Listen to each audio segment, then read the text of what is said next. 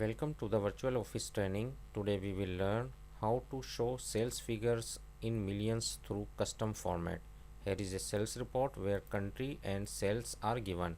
In USA total sales are 6 million, in UK 2 million, in Germany 9.5 million and so on. I want to show this big value in short format. Just select all your sales first and go to the number. Here is a number format. Just click here. You can also show this dialog box by pressing Ctrl 1. Here is a format cell, and here just select the custom and move up, and here is the option 0.00. Just select it. It will show 6 million figures. I just click in type comma, just type comma, it will remove 30 from the right.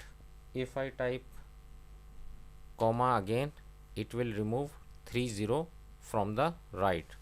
Now type space and in double quote just type M. This is a format I want in our sales and click OK. Now you can view this figure in short format.